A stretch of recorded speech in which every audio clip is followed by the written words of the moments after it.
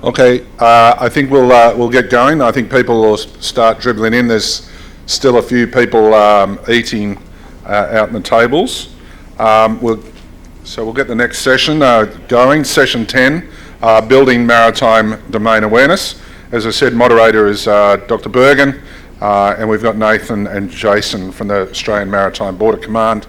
And over to you, Anthony.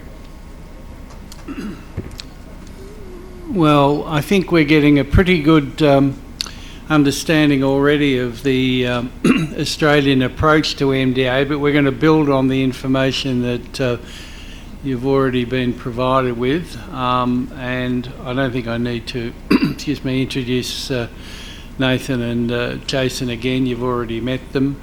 Nathan will talk for about 35 minutes. We might try and finish a little bit early to allow the next session to start 5 minutes early.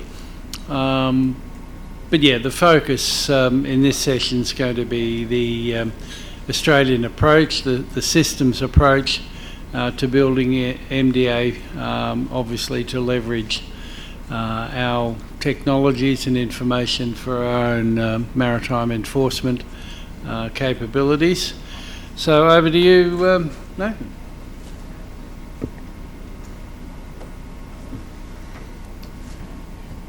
All right, welcome back from lunch, everybody, and thank you to all this morning's presenters. I personally found that really informative, so thank you very much. I will try not to keep you guys for too long. This is presentation number 3 of 4 from the Australian Border Force. And as Anthony rightly mentioned, we're just going to run through how Australia does maritime domain awareness and what it means to us.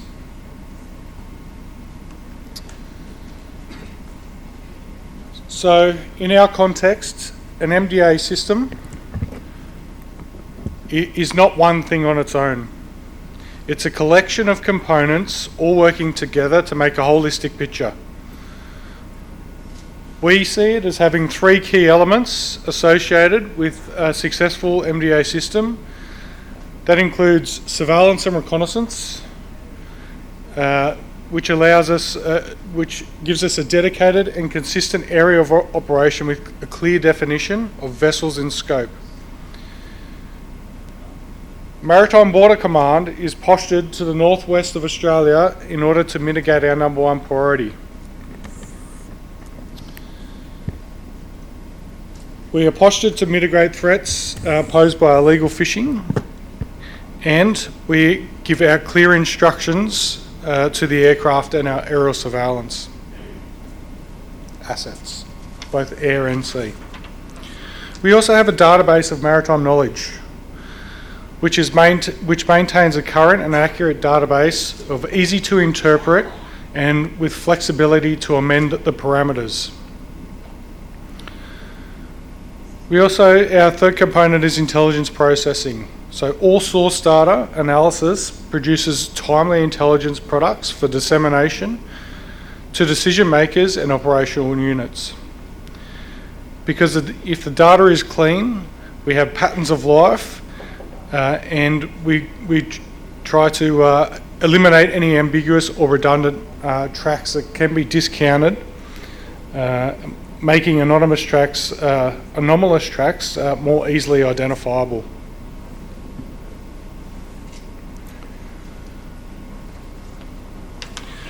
Within Australia, the civil maritime domain management is comprised of 3 interconnecting components that provide effective management of Australia's environment. Each sphere works independently to produce outputs to manage and mitigate civil maritime security threats. However, when combined, it generates a holistic civil maritime domain management concept for the management of our civil maritime domain. We look at these and we characterise them as influence, response, and awareness.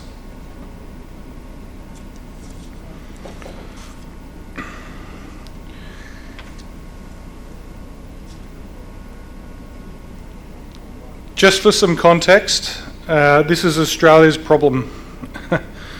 We are the world's largest and only island continent.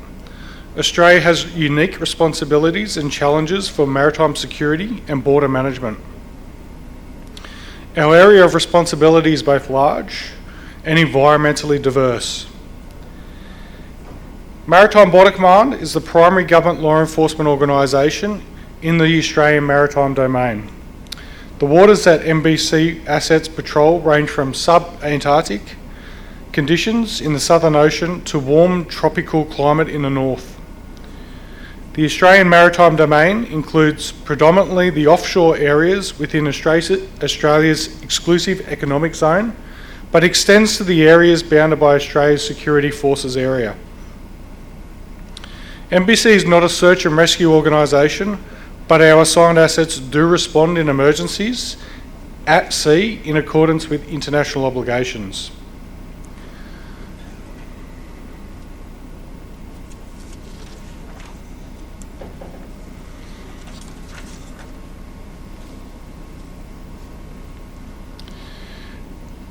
Maritime Border Command's maritime domain awareness is driven by a methodology of vessel, voyage and track. When we talk about vessels, what type of vessel are we looking at and what do we know about it? Where is the vessel coming from and who is on it?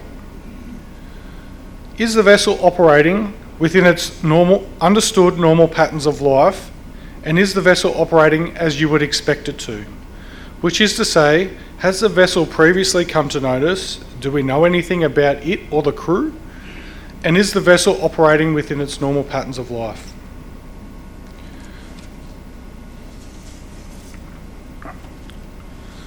This slide is to highlight that just having dots on a map is not necessarily considered maritime domain awareness.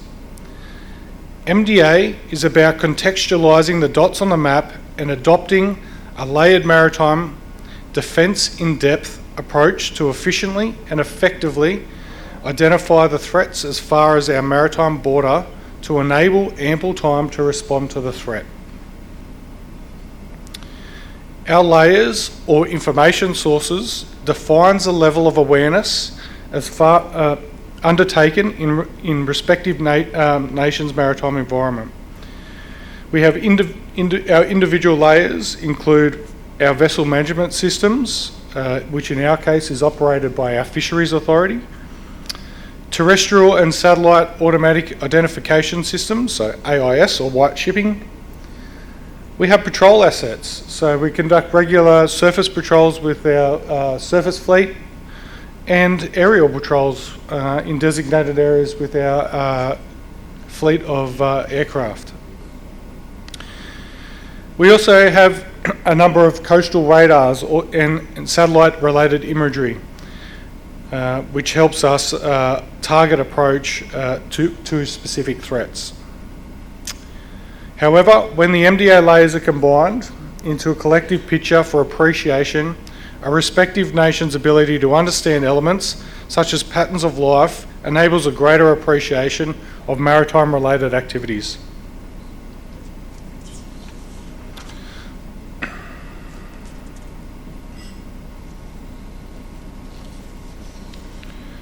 We'll go back.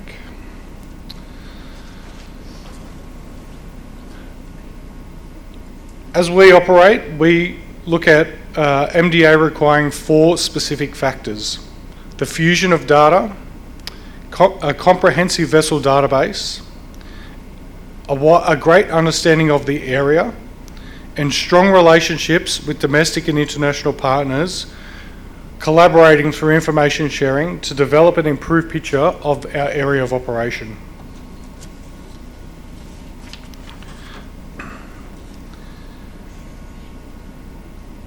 At work, we use the Australian Maritime Identification System, or as we commonly know it as AMIS. This was built as the fusion of all data sources into a common operating picture of vessels within our maritime environment. So this is Jason's bread and butter and what he worked, the dots on the screen that he looks at every day. AMOS provides the means to identify and assess maritime security threats and illegal activities as early and as far from our maritime borders and offshore infrastructure as possible. In particular, AMOS enables collation of data and intelligence from Commonwealth agencies which are fused into a single location. It significantly enhances shared awareness and understanding of threats and illegal activities in our maritime domain, and it provides enhanced information and system tools for collaboration, decision making, and prioritised analysis in support of surveillance and response assets.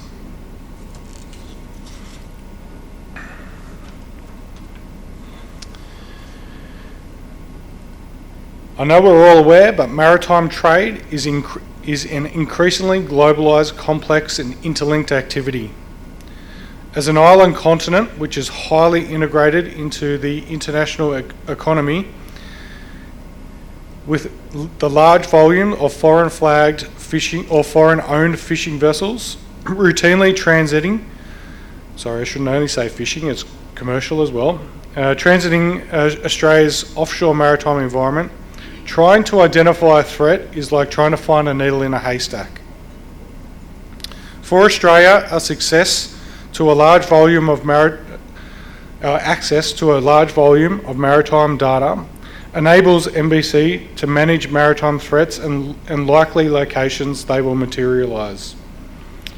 As represented on the slide, most maritime traffic to Australia emanates from Asia. Note the key choke points for these vessels, which must negotiate enabling and focus on collection efforts. Understanding the patterns of life in these choke points and high volume areas allows analysts to quickly identify potential threats.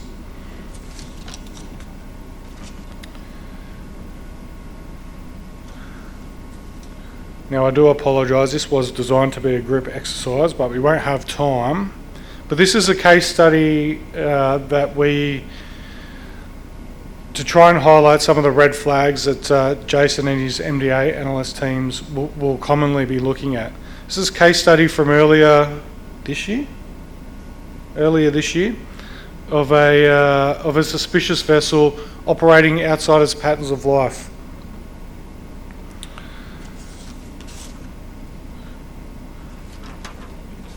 So this was Operation Tirandor. This was a multi-agency national collaboration based on MBC MDA's significant work. This is the track data from a vessel called the MV Raimi. MV Raimi was a Spanish registered fishing vessel, and it was frequently fishing voyages into the Pacific for its normal operations. Our team first located the Raimi as being a vessel of interest due to its flag and its port of country being known for drug smuggling. In Australia, we do not see commonly Spanish flagged vessels transiting in our area of operation. As you can see at point 2, Raimi then transited north and began loitering for approximately 4 weeks off Ecuador in South America. That's another red flag. At point 3, Raimi began her transit into the Pacific, however, at that point switched off the AIS, south of the Galapagos Islands. The first time Raimi has switched off AIS in the Pacific Ocean, for as far back as we could identify. At point 4, we saw a fishing vessel well south, outside of her normal fishing grounds or pattern of life.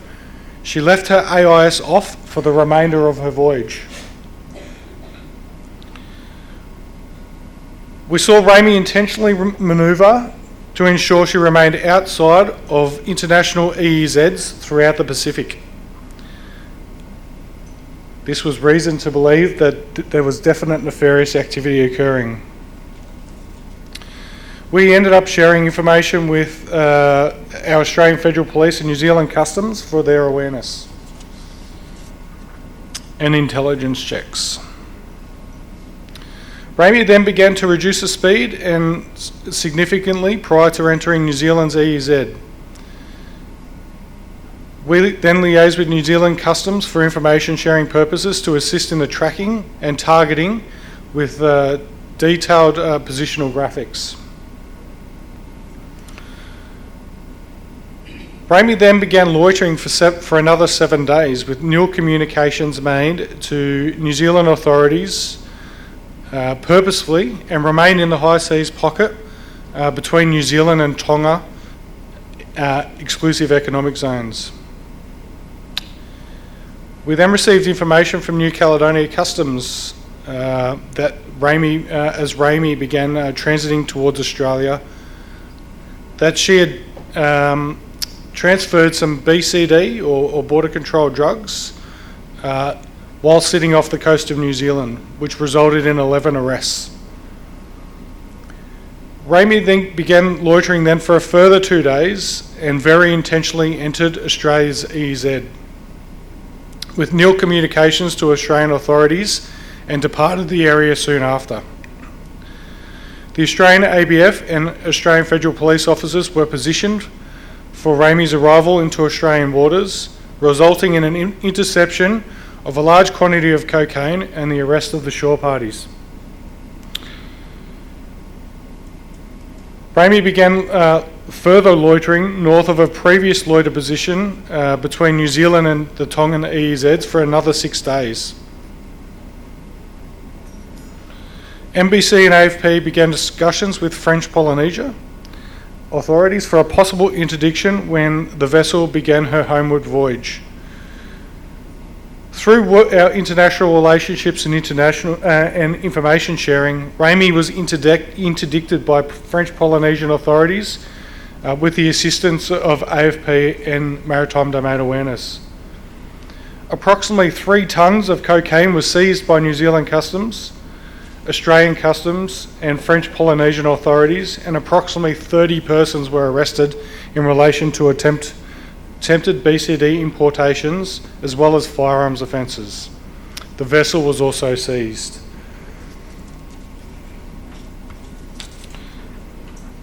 We use that case study just to highlight the number of red flags that our team will be looking at when filtering through all the vessels in the areas of interest that we look for the threats that we deal with in our area of operation. This image is a visual representation of the layered approach utilised by MBC to identify civil maritime security threats. On a daily basis, we look at 30,000 to 40,000 vessels. We have a specialist group which look at intelligence-based targeting, vessels outside their normal pattern of life, and vessels in the vicinity of high-risk ports. This narrows us down to about 4,000 to 5,000 vessels. We look at vessels not reporting on AIS, vessels failing to report their intentions of arrival of 96 hours prior to entering an Australian port, and vessels transiting outside of normal shipping lanes.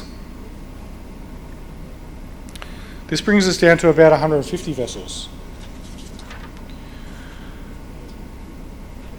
We look at vessels' pattern of life, commercial platform reporting on next port of call, what products these vessels are reporting to have on board, and does it match with the port's capabilities of the port they're reporting to arrive to. And then we get down to what we really are interested in. So we're monitoring on any given day, actively monitoring, or vessels of interest between 1 and 10. We'll look at ports visited, prior ports visited, entities of nationalities on board, and intelligence partners' holdings on crews and vessels.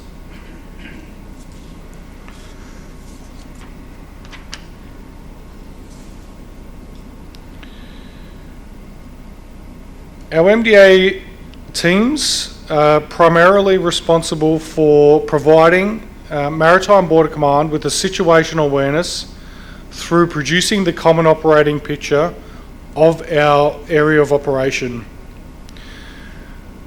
This is to assist in detecting, deterring and responding, preventing the 8 civil maritime security threats.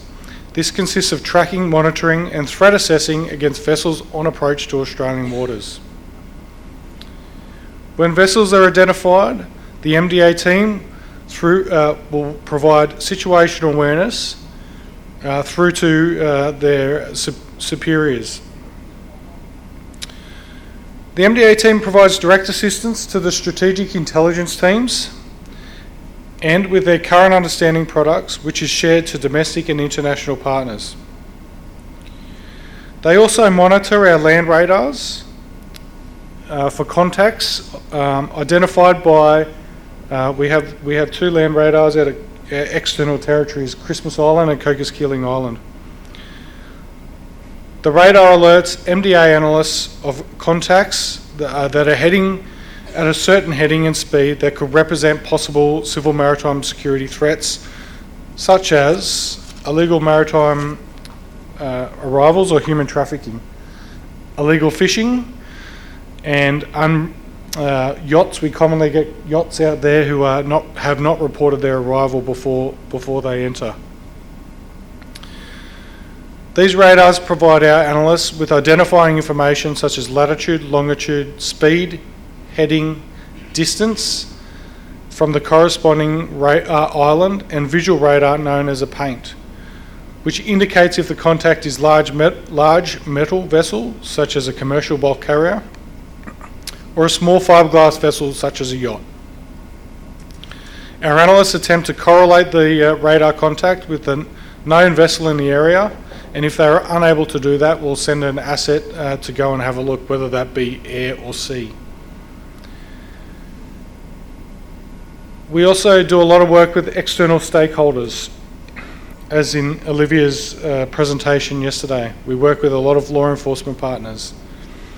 And the MDA team is regularly tasked by internal and external stakeholders to assist in locating, tracking and assessing vessel movements within our area of interest.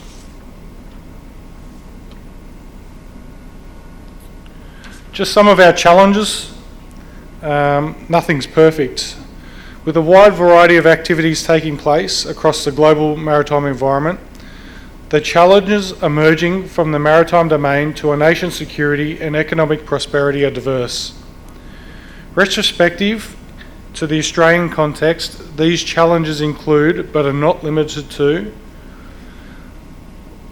the acquirement of new technologies that assist with attaining situational awareness within Australia's large and remote maritime environment. The development of corporate knowledge pertinent to the offshore maritime environment within Maritime Border Command. Identification of technologies that assist in the automatic detection and identification of dark or uncooperative vessels. The automatic identification of anomalous vessel behaviour across Australia's border continuum, and an integrated ICT infrastructure that facilitates the efficient dissemination of MDA-related information across multiple security networks.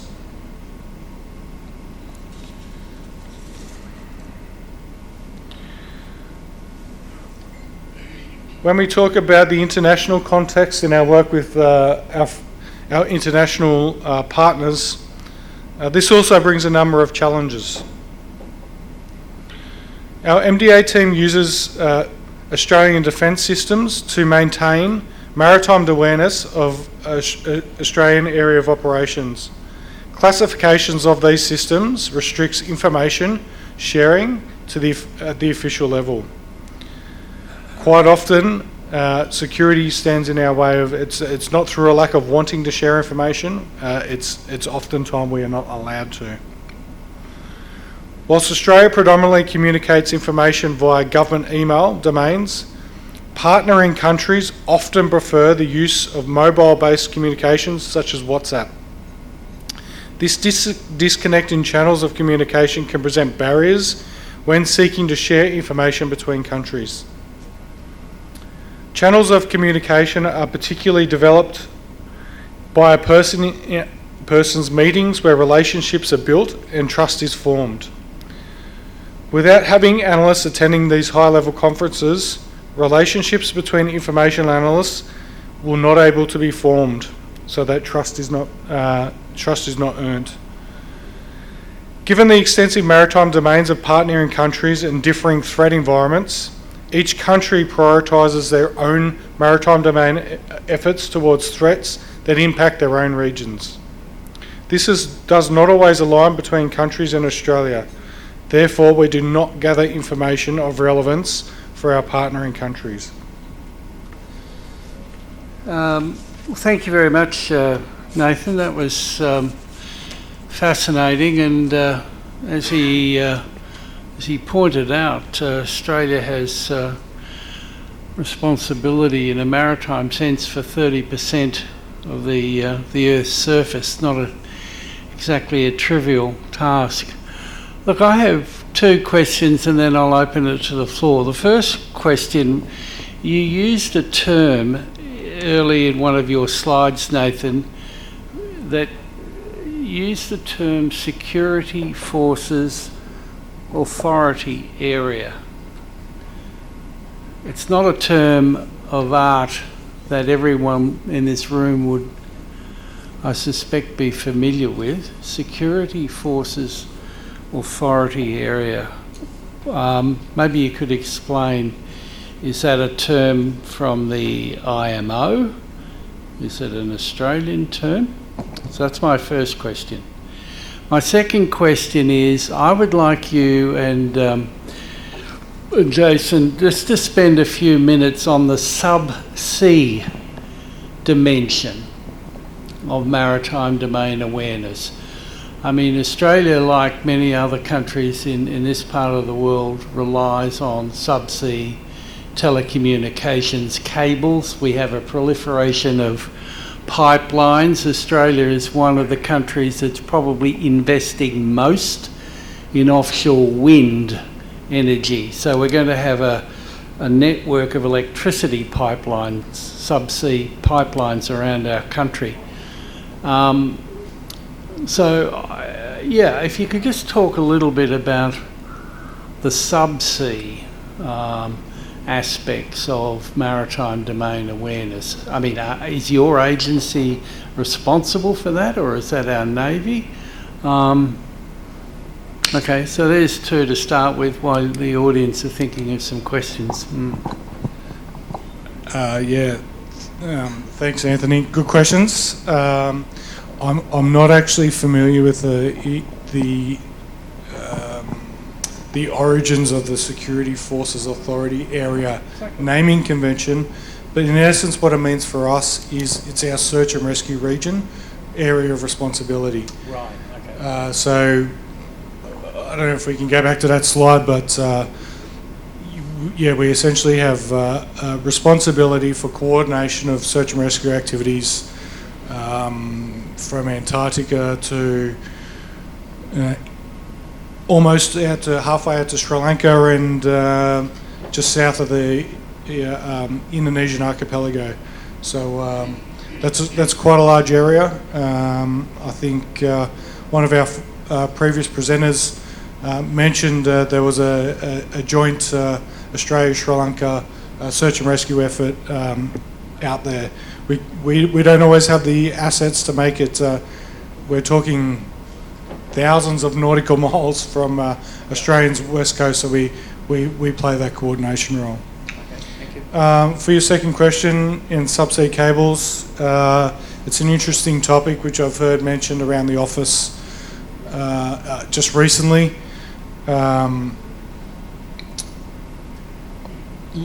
Long story short, it's still a bit ambiguous who holds responsibility for enforcing.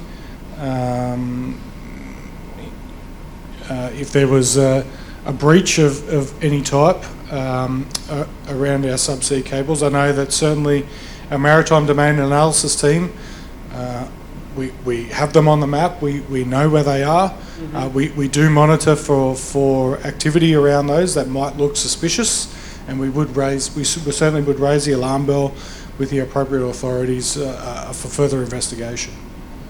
All right, mate. Thanks very much, Nathan. Okay, questions, comments, queries? Yes, down the front here.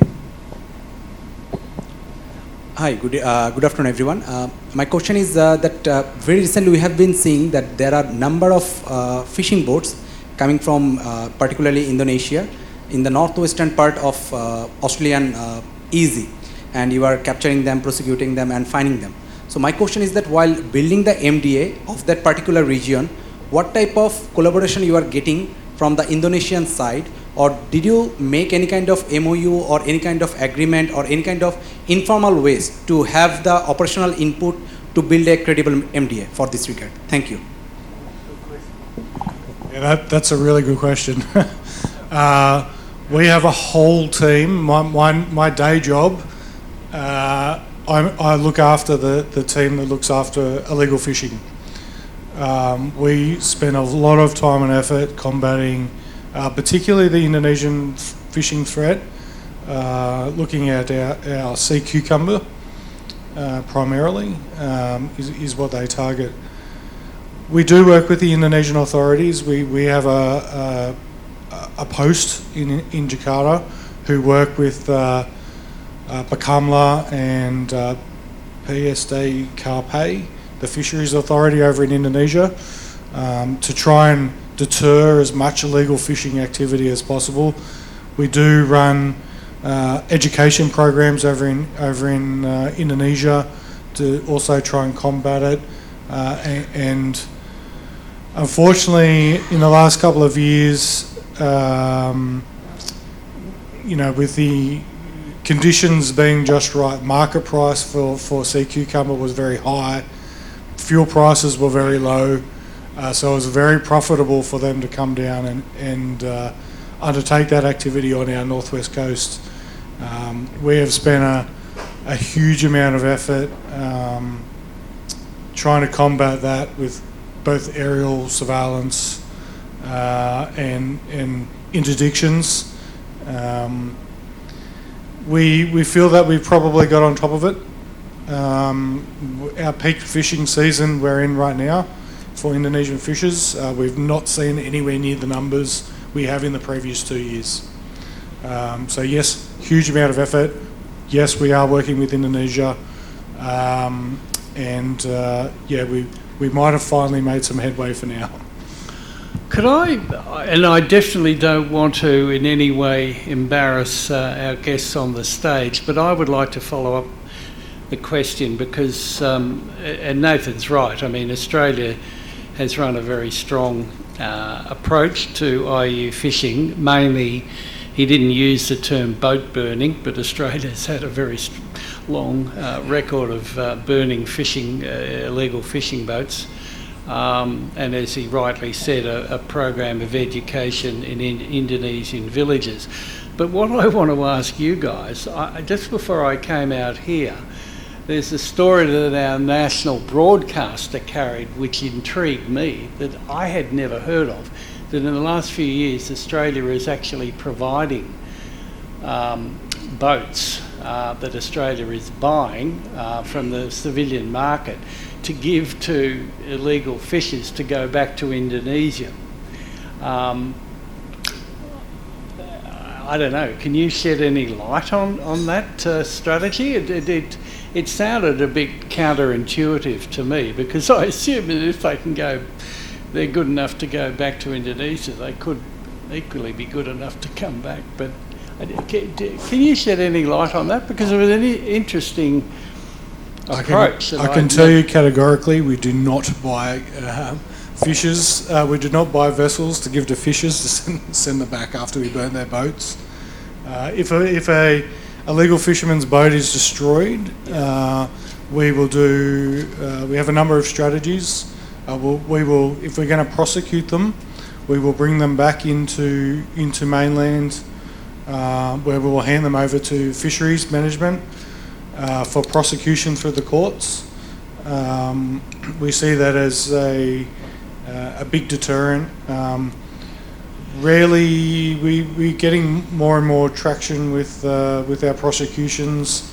We have seen jail time, but mostly it's fines, and then we send them back. Fair enough. Look, just as a small point, putting on my Law of the Sea hat, under the Law of the Sea Convention, you can't put illegal fishermen in prison. We have put illegal fishermen in prison, but not for illegal fishing. It's because they haven't paid fines, okay? We do not jail illegal fishermen for fishing offences, okay?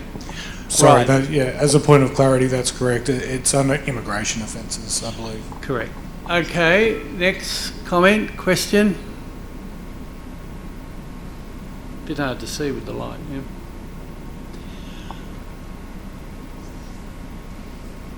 You've done such a great job, Nathan. You've answered every piece of information about our approach. Just for our international audience, I mean, they're both wearing you're both wearing uniforms. I mean, is the board, maybe you could just explain, I mean, are you a disciplined force? Are you like the military or the cops, or just explain what your legal, juridical status is? So, Yeah, interesting. We are a civil agency. We are, so my boss's boss's boss, so the head of Maritime Border Command is a 2-star Rear Admiral from the Navy.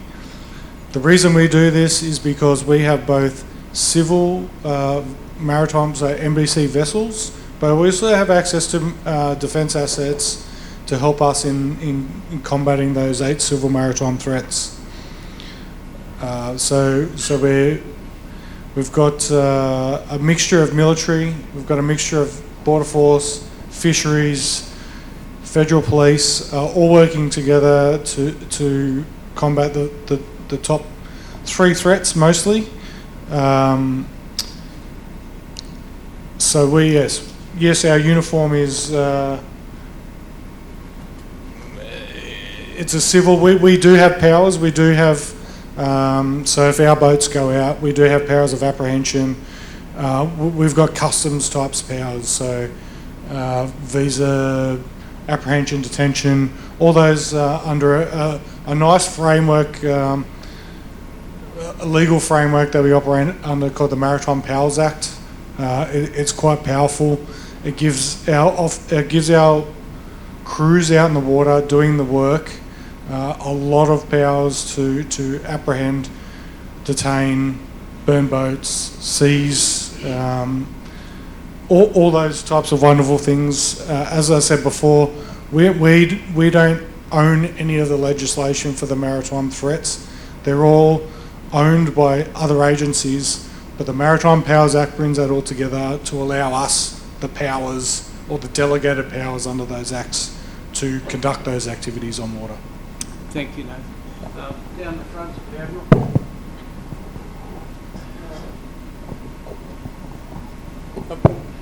I want to revert back on to Dr. Anthony, your first question about the 3-dimension, the MDA 3-dimension, the underwater dimension. I'm not particularly pointing the question at the panel, but maybe even up here, can talk on this, because we are all mostly blind on underwater MDA. Interestingly, you mentioned about the pipelines and the communication cables, not the deep sea, but when it comes to the landing into the territorial waters and the shallow waters, where they're vulnerable, to disturb. We have seen that happening in the Red Seas, particularly, not aiming at, but, maybe different incidents. But these are the communications, because without the communication, the present day, the system could not prevail. Yeah. So, but when you look at most of the countries, they are blind on underwater. And when you are looking at the underwater sensors, it's very sensitive strategically. And, some of the countries probably having a good survey right now, but then again, like, surveilling, long patches of, around the islands or the long coastline is practically impossible. But, where it is important, where it is vulnerable, whether we have any systems around, or is it just the multinational companies who own this cable who's responsible? I'm pretty clueless on that. I don't know. What's your knowledge on that? That's really a comment. Yeah, I just want to open because we seem to have a little more time on the session. So, I was curious on that. I saw that, to open it up. Because as Simon says, it's a workshop. So if someone wants to respond, David Brewster wants to say something, but if apologies to our Border Force colleagues. Look, I suppose the starting point is that the cables are all privately owned and operated. So it's their responsibility to principally to protect their own assets. Australia does have legislation creating protection zones over 2 points in Sydney and Perth, where there's a number of cables coming in, and that creates offences for any vessels that will negligently or damage cables, principally through anchoring or fishing activities. But beyond the immediate territorial waters, there's no one actively monitoring them. Most Australian cables coming out of Australia do have features that it's called distributed acoustic sensing features that will give a warning if there's activity around the cables.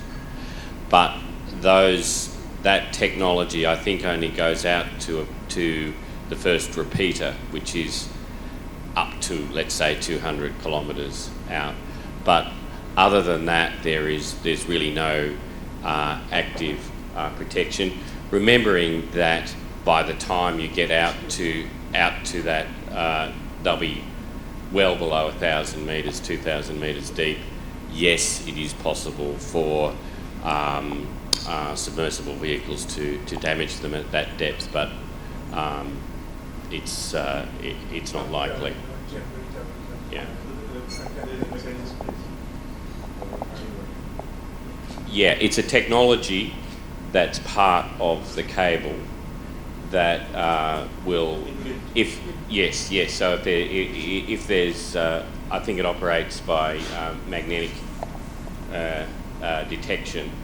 If there is activity around the cable, it will alert the network operation centre that there's activity occurring.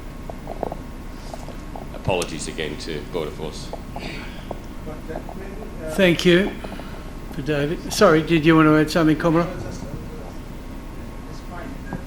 Well, could you just wait for the microphone so we can hear you? We are also benefited. That is with the submarine cables, but what about other pipelines like the electricity cables, when you have the wind energy cables and then your LNG cables, gas pipelines or oil pipelines, that is also susceptible to the subversive activities. So how to monitor that also, and how to bring that to under the MDA, that awareness, that is also to be thought. Well, there is an agency that is in charge of protection of the offshore oil and gas extraction platforms and the associated infrastructure. But they are all in waters under Australian jurisdiction. Australia is not currently connected internationally through any pipelines or electrical cables.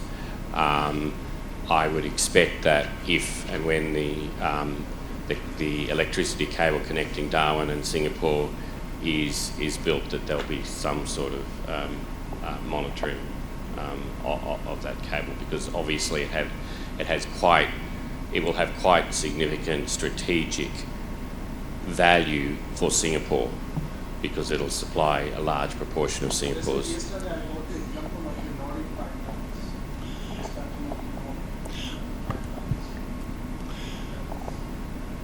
I think the point that we're all in violent agreement with is that the MDA is not just on the surface or the water column, it's also the seabed.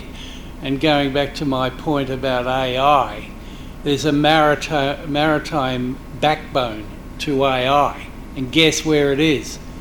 It's on the sea floor. Okay? That's the maritime backbone of AI systems. Any comments at this stage? We've got a few more minutes.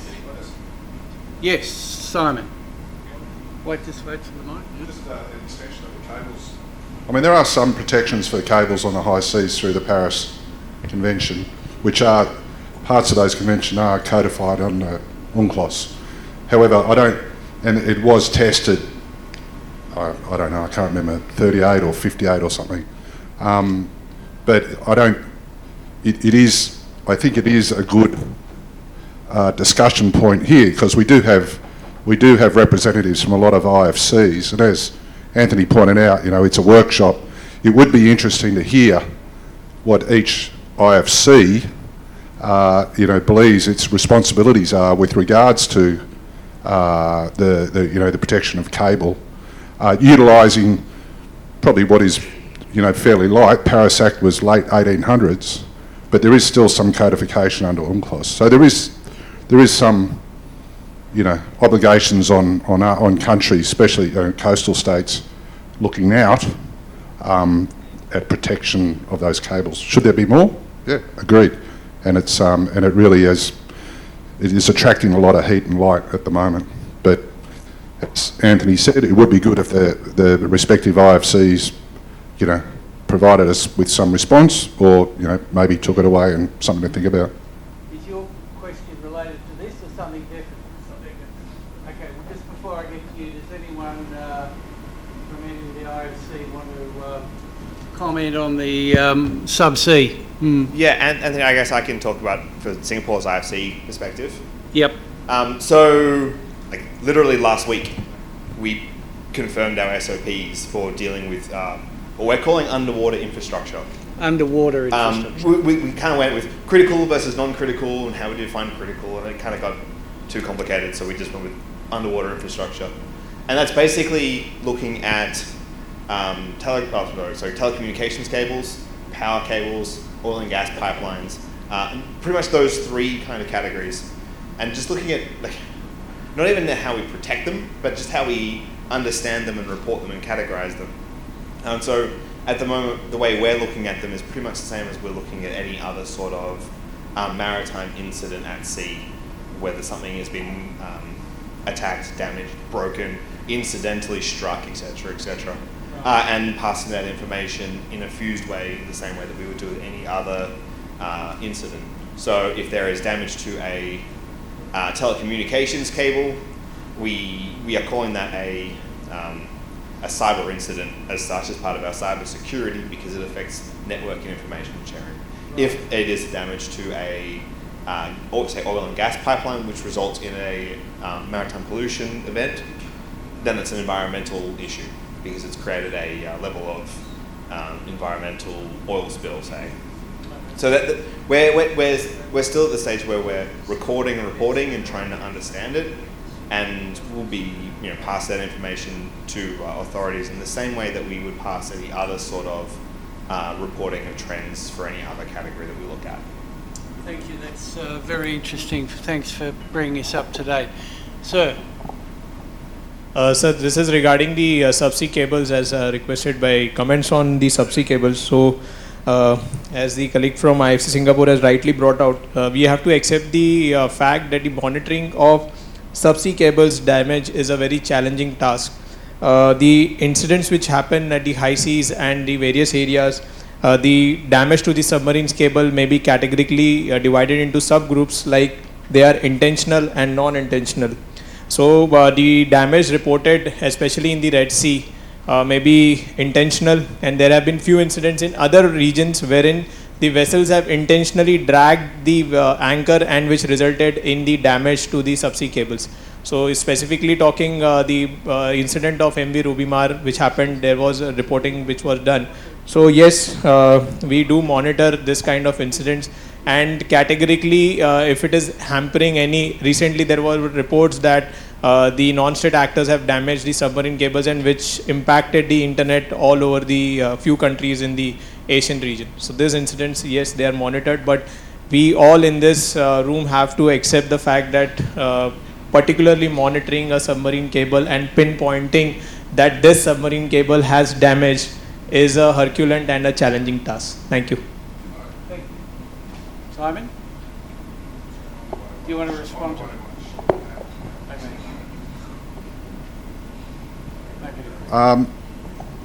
Just as an idea, once again, going down the workshop lane, I mean, we heard about Skylight earlier, so Greg is over there in the corner.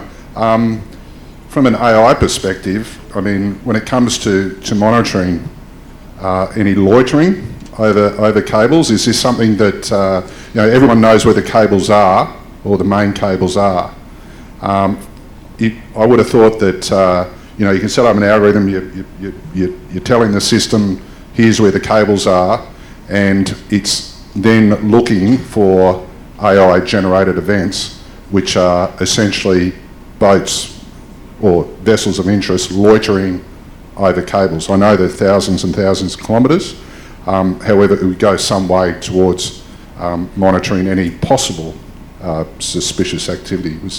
Is that Greg? Do you want to respond? Where is he? There are applications used by... Hang on, mate. Why don't you wait for the mic? There are applications used by private cable operators that do that. And I think there's several cable operators in Singapore in particular that have that, and it'll give a warning to the Network Operations Centre.